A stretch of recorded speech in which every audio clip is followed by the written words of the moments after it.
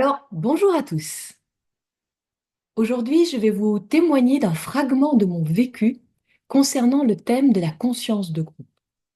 Alors, je ne pourrais pas tout dire parce que le sujet est assez vaste et qu'il s'agit du thème à clarifier lors des 2000 années à venir, rien que ça. Et que pour l'instant, nous sommes qu'au tout début de cette découverte de ce qu'est la conscience de groupe. Alors évidemment, je vous invite à écouter les autres fragments de groupe, les autres capsules, pour compléter la notion que je vais vous partager et qui s'annonce, donc encore une fois, indispensable au développement humain sur Terre. Cela risque peut-être d'étonner certains, mais la conscience de groupe est quelque chose de vraiment nouveau, qui n'a rien à voir avec les groupes et les fonctionnements de groupe tels que nous les connaissons aujourd'hui. En ce cas, qu'est-ce que donc cette fameuse conscience de groupe? Je pourrais commencer ainsi. Il s'agit d'un état d'être, d'un état de conscience très particulier. Aujourd'hui, nous connaissons majoritairement l'état de conscience personnel, où le moi-je est indépendant et autonome. Mais en fait, cet état d'être n'en est qu'un parmi d'autres. Il y a une suite à cet état de se reconnaître en tant que personnalité indépendante et isolée des autres. Et la conscience de groupe se propose justement comme le prochain pas de conscience.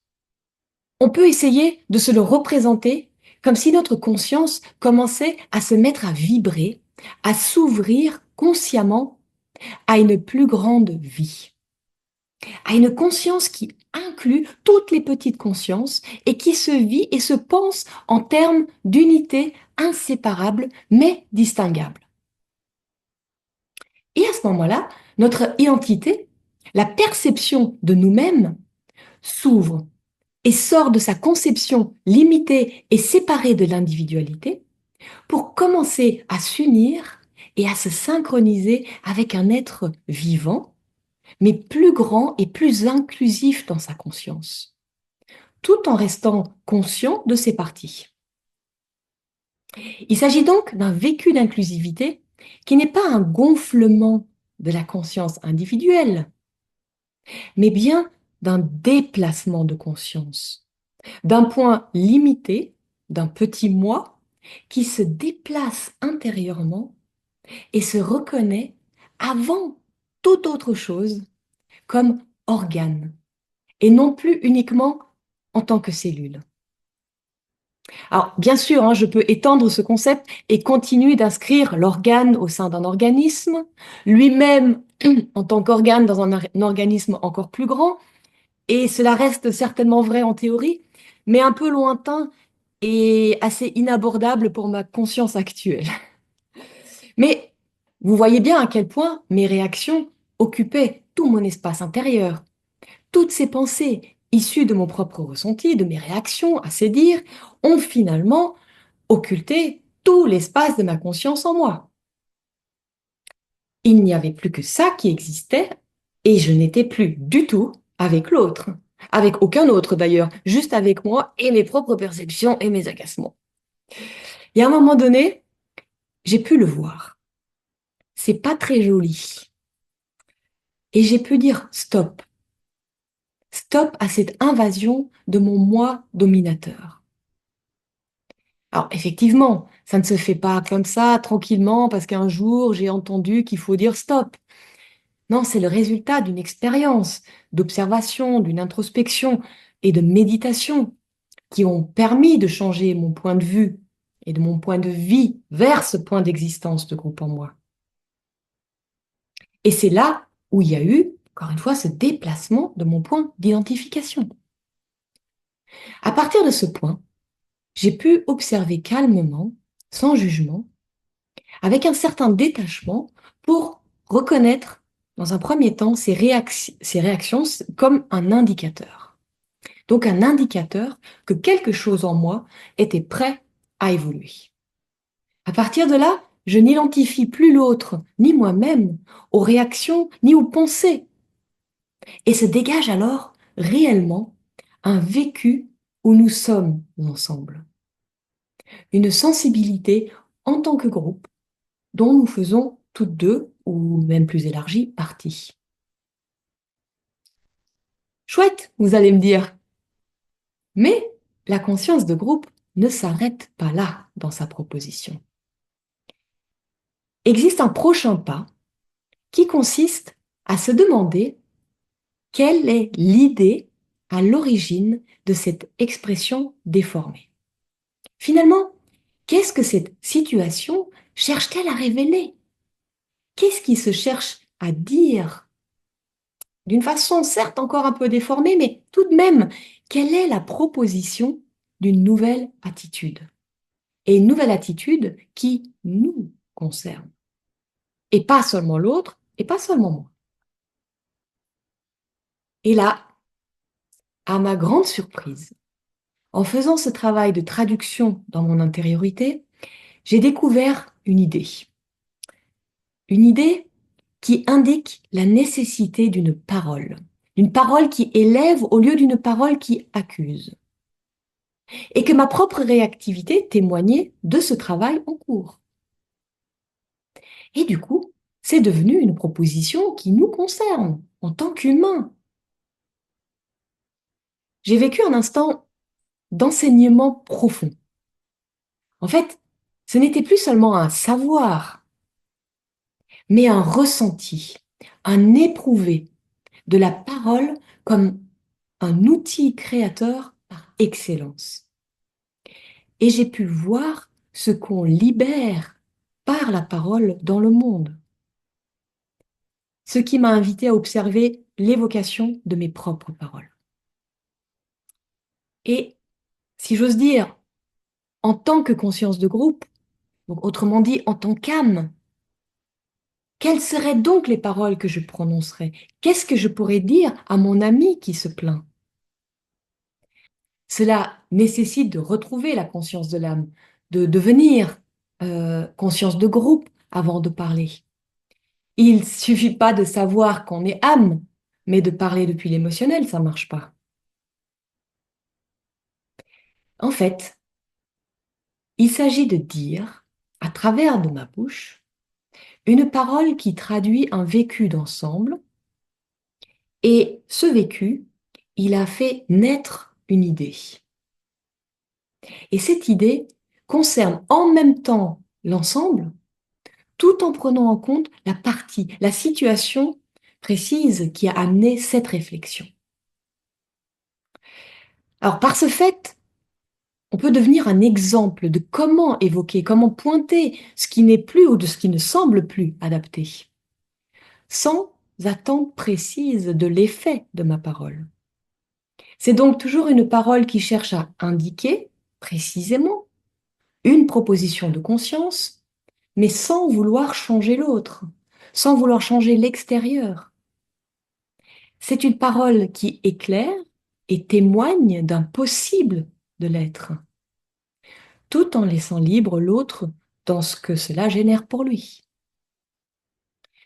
Alors, donc ce déplacement de conscience, pleine de cette unité profonde, m'a amené à un état de compréhension bien plus aimante. Et j'ai pu dire ce que j'avais découvert, finalement grâce à elle, concernant cette puissance de la parole. Donc dans ce cas précis, j'ai pu parler à mon ami.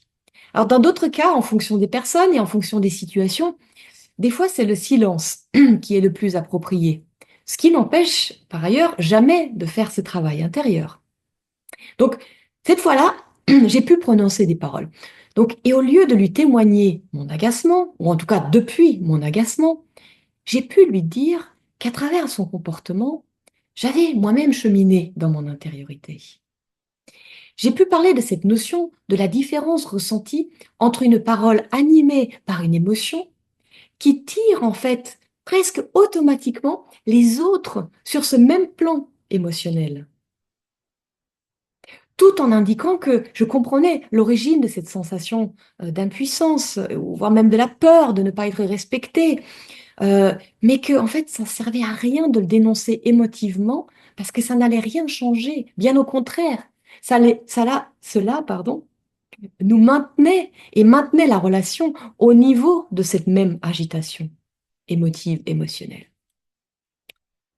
Donc, ayant fait moi-même un travail d'ajustement et de recherche intérieure pour justement percer cette idée cachée, en tout cas cachée au départ, derrière cette réactivité, j'avais découvert l'opportunité de porter une parole un peu plus évolutive, une parole qui cherche à élever le regard sur ce qui se passe dans les coulisses des formes, c'est-à-dire dans le monde, comme il est des fois appelé, le monde causal. Donc le monde de la conscience, des fois, est appelé le monde causal. Tout ça pour vous dire que la conscience de groupe se sent entièrement et constamment impliquée dans tous les problèmes du monde, mais aussi dans leur résolution. Alors juste pour témoigner de la fin de mon exemple, cette réflexion collective et ce changement de posture ont détendu complètement mes propres agacements, qui se sont, je pourrais dire, perdus dans cette attitude plus compréhensive et plus aimante. Cette situation a été comme un révélateur qui m'a permis de me remettre en route sur ce grand chemin intérieur et collectif en me proposant de vérifier la source des paroles, issues de ce nouvel état beaucoup plus plein finalement d'un nous où avant il n'y avait que moi.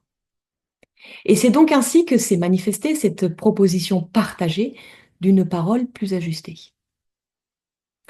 Et ceci semble d'autant plus important, du moins à observer, surtout quand on voit les paroles qui circulent actuellement, en politique, dans les médias, peut-être à plus petite échelle aussi, en famille ou entre voisins, des paroles qui, encore tellement souvent, sont empreintes d'accusations. C'est quand même moi qui ai raison et c'est toi qui aurais tort. Il n'y a que la conscience de groupe, encore une fois, ce déplacement de nous vers le nous, qui prend en compte toutes les parties, qui les replace dans un contexte d'ensemble commun et qui essaye toujours de prendre en compte de ce qui est en cours de révélation depuis les coulisses, pour pouvoir le manifester nouvellement. Il y a toujours quelque chose de nouveau à dégager, toujours un nouveau déplacement de conscience à opérer, un nouvel état d'être à trouver, ou une nouvelle compréhension plus inclusive à vivre. Toujours. Et chaque individu, chaque cellule peut y participer, peut s'entraîner en clarifiant qui pense, qui parle. Et c'est ainsi que nous pouvons tous accompagner ce processus d'intégration depuis l'ensemble, depuis le groupe que nous sommes et de ses parties. Jusqu'au jour où la conscience de groupe deviendra un réflexe, un automatisme en chacun de nous, tout comme la conscience individuelle est actuellement le réflexe en nous. Mais elle ne l'a pas toujours été, et elle finira par reconnaître la conscience de groupe qui l'anime pour participer plus intelligemment au bien commun. Eh bien, pour accompagner cela, des bonnes intériorisations à nous. Merci de votre écoute et au plaisir de vous lire, de vous entendre pour continuer à co-construire ce nouvel état d'être de groupe. À bientôt!